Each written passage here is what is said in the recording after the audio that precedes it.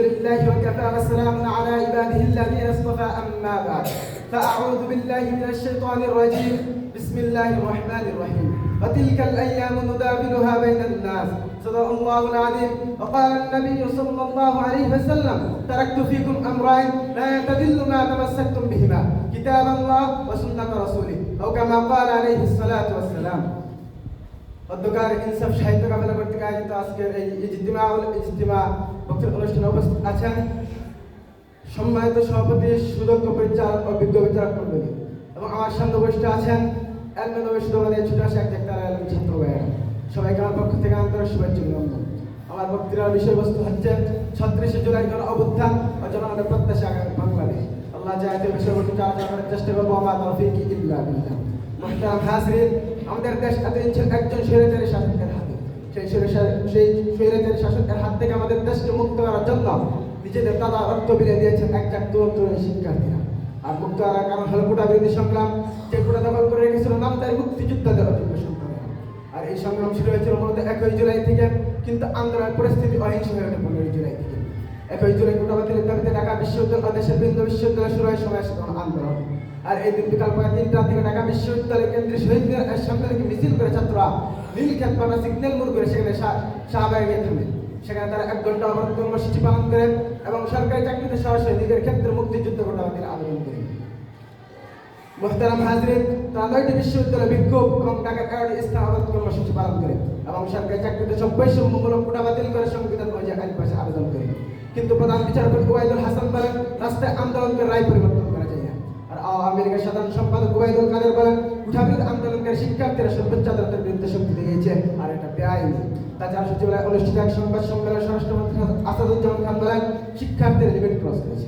মুহতারাম হাজরিন, কোটা সংস্কার দাবিতে ছুটির দিনে ছাত্র আন্দোলন বহাল রাখেন। তাছাড়া ছাত্রলীগের আক্রমণ আন্দোলন পরিস্থিতিকে সহিংস করে তোলে।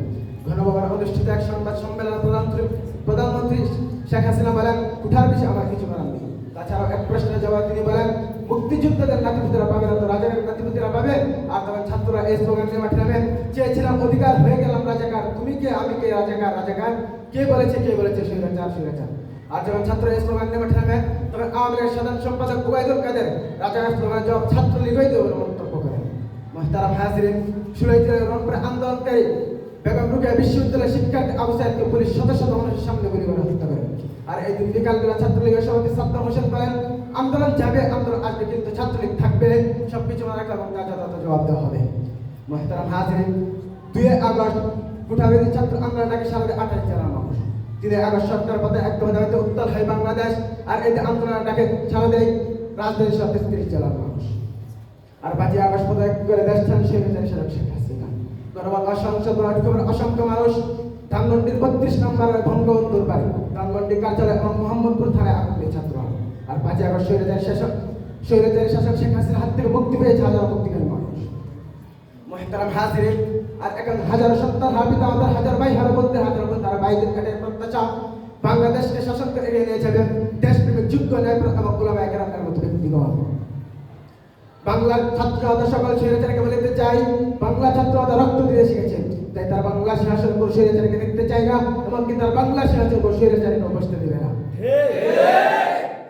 বাংলা জনতা দেখতে চাই সেই উমর ইবনুল খাত্তাব রাদিয়াল্লাহু তাআলা আনহু-এর শাসন আমলের শাসন ব্যবস্থা, দেখতে চাই সেই আফগানের শাসন ব্যবস্থা, আমাদের শাসন ব্যবস্থা। মুহতারাম হাজিরিন, বাংলার জনতা দেখতে চাই ইমানদারদের বাংলাদেশ কোরআন সুন্নাহ অনুযায়ী পরিচালিত বাংলাদেশ। বাংলা জনতা অনেক নেতা দেখেছে, অনেক দেখেছে, আর তারা এখন আমার নীতি দেখতে চাই যে নির্ভরশীল কোরআন হাদিসের নীতির উপর। আর এই নীতির উপর ভিত্তি করে সমাজে রাষ্ট্রে প্রচলিত হবে ন্যায় ও ইনসাফ। মুহতারাম হাজরিন, দিন ইসলাম সবার কোরআন সুন্নাহকে বাদ দিয়ে পাশ্চাত্যের শিক্ষা অনুযায়ী রাষ্ট্র পরিচালনা করার কারণে আমাদের মাঝে দেখা দিয়েছে এই সমস্যা। অথচ প্রায় 1500 বছর পূর্বে রাসূল সাল্লাল্লাহু আলাইহি ওয়াসাল্লাম বলেছেন তারাকতু ফীকুম আমরাইন লা তাদিল্লু মা তামাসসাকতুম বিহিমা কিতাবাল্লাহ ওয়া সুন্নাত রাসূলি।